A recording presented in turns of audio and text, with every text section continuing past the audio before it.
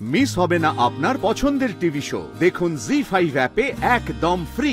রোদ্দুরের মুখ চেয়ে আমরা কিন্তু একরকম সিদ্ধান্ত নিতে বাধ্য হচ্ছি যে সেরকম হলে রোদ্দুর অন্য কারোর সঙ্গে নতুন করে জীবনটা আবার শুরু করুক।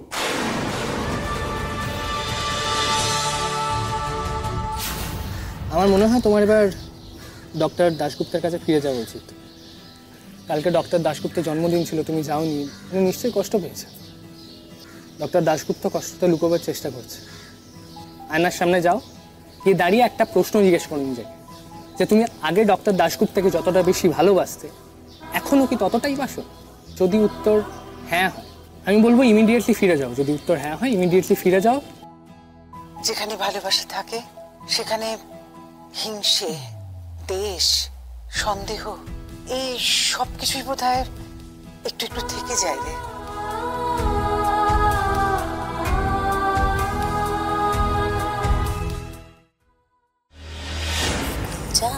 বলছি আজকে না রোদ্দুর কেক নিয়ে কলেজে গেছিল, বুঝেছো? কিন্তু কিছু না একটা হয়েছে জানো, তাড়াতাড়ি করে বাড়ি ফিরে এলো, আর আসার পর থেকে সেই যে ঘরে দৌড় দিয়েছে, এখনো ঘর থেকে বেরোয়নি। কি আবার হবে, দেখো হয়তো গিয়ে কেক খাইয়ে চলে এসেছে। আরে না না, একেবারেই তা নয়। তেমন হলে তো ও সারাটা দিন ময়নার সঙ্গেই কাটাতো। দিদিভাই তো ময়নাকে ফোন করেছিল, বুঝেছো? কি কথা হয়েছে আমি শুনতে পাইনি, কিন্তু মনে হয় দিদিভাই বকাবকি করছিল, বেশ মানে উঁচু গলায় কথা বলছিল, আমি শুনতে পেয়েছি। একটা কথা কিন্তু বলতেই হবে গুঞ্জা, ময়না না তোমার পথ একেবারে পরিষ্কার করে দিয়েছে। শোনো, এবারই সব উইকেট একেবারে ডাউন। শুধুমাত্র দিদিভাই এখন অব্দি ওর পক্ষে আছে।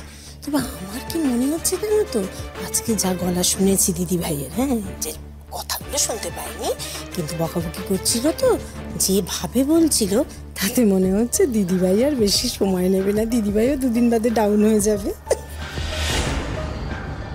Thank you, thank you. শোনো না, বলছি যে কাল এই যে এত ভালো অভিনয় করলাম আমি, তা সেটা দেখে আঙ্কেলরা কি বললো? মুগ্ধ।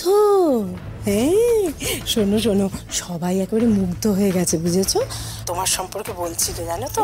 আর দাদাভাই কি বলেছে বলো তো? দাদাভাই বলছিল যে গুঞ্জা যতই খারাপ হোক, ওকে আফটার অল আমরা চিনি। কিন্তু ময়নাকে চেনে না, ময়নাকে আর একটু চেনাতে হবে, স্পেশালি রোদ্দুরকে। বাবা, তোমার আবার কোনো প্ল্যান? এই কিভাবে কিভাবে বলো না, কিভাবে চেনাবে গো তুমি ময়নাকে? আবার একটু বলো না গুঞ্জা। দাঁড়াও, সেটারই ব্যবস্থা করছি। একজনের সাথে একটু কথা বলতে হবে। ঠিক আছে।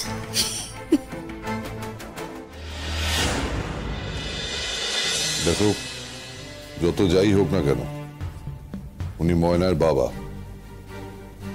ময়না আমাদের সঙ্গে অন্যায় করতে পারে, কিন্তু তা বলে আমরা তো সেই অন্যায়টা করতে পারি না।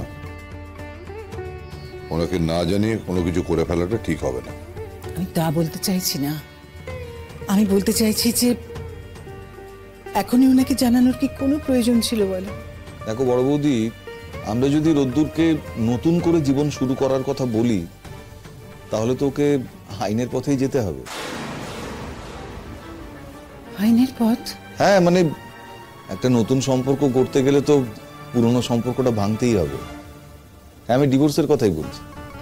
দেখো, যখন দেবশঙ্কর বাবু জানতে পারবেন, তখন যদি উনি আমাদের বলেন যে আমাকে কেন জানালেন না, তখন আমরা ওনাকে কি জবাব দেব? আচ্ছা, আমরা কি ঠিক করে নিয়েছি যে ওদের সম্পর্কটা ঠিক হবে না? হচ্ছে কি ছোট, তুই তো নিজের চোখে দেখছিস সম্পর্ক ঠিক হচ্ছে। সম্পর্ক কি জানিস? সম্পর্ক হচ্ছে গিয়ে কাঁচের গ্লাসের মতো, একবার যদি ভেঙে যায় তাহলে কি আর জোড়া লাগে? এগুলো শুনিসনি কখনো?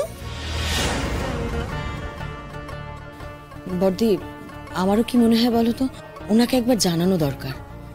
আর কিছু না হোক পরিস্থিতিটা জানাই, মানে আমরা কি করছি সবটা না বলে যা হচ্ছে অন্তত সেটুকু জানাই।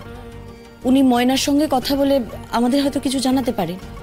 মানে ময়না আর কাউকে কিছু না বলুক, ওর মনে কি চলছে না চলছে ওর বাবাকে নিশ্চয়ই বলবে, তাই না?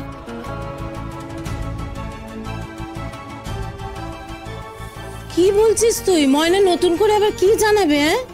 যা করছে সেটা যথেষ্ট নয়? এত বড় সিদ্ধান্ত নেওয়া আমাদের পক্ষে সহজ হতে পারে মেজদি, কিন্তু সেই সিদ্ধান্ত অনুযায়ী এগিয়ে যাওয়া ওনাদের জন্য কঠিন হতে পারে। আমার মনে হয় যে ওনার সঙ্গে একবার কথা বলা উচিত। ওনার সঙ্গে তো আমাদের সম্পর্ক ভালোই, সেটা তো খারাপ করে কোনো লাভ হবে না, তাই না? দাদা, ওনার সঙ্গে একবার কথা বল। দেখ দাদা, আমরা কি ভাবছি সেটা তুই বলতে যাস না, উনি কি চাইছেন সেটা ওনার কাছ থেকে জানতে চান। হ্যাঁ, এইটা তুমি একদম ভালো কথা বলেছো। নিজেদের ঘাড়ে না নিয়ে কোনো লাভ নেই, ঠিক? বাবাদি, তুমি যেও না, তোমার থাকাটা দরকারি।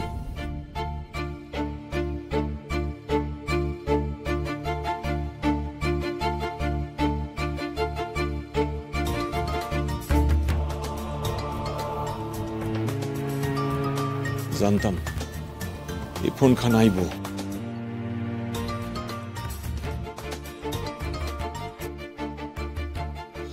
হ্যাঁ, কোন বে মশাই? কেমন আছেন দেবশঙ্কর বাবু? আসি, ভালো আছি। মাসিমা, রূপাই সব ভালো তো? হ্যাঁ, হ্যাঁ, ভালো আছেন। আপনারা আপনারা কেমন আছেন?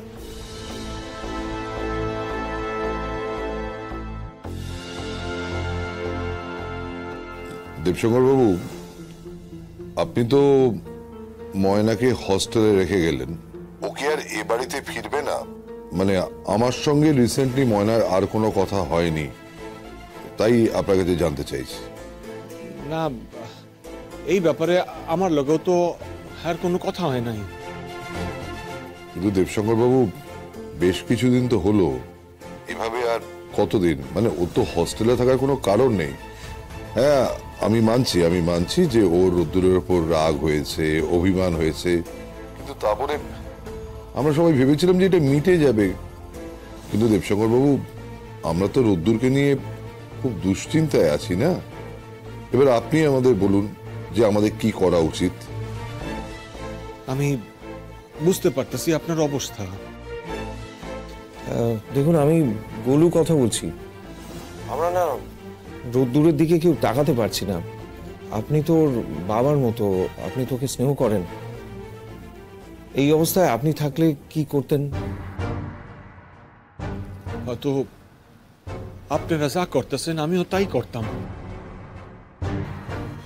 দেবশঙ্কর বাবু, আমি বলি কি, আপনি ময়নার সঙ্গে ফাইনালি একটা কথা বলুন, বুঝেছেন? দেখুন, রোদ্দুরের মুখ চেয়ে আমরা কিন্তু একরকম সিদ্ধান্ত নিতে বাধ্য হচ্ছি যে সেরকম হলে রোদ্দুর অন্য কারোর সঙ্গে নতুন করে জীবনটা আবার শুরু করুক।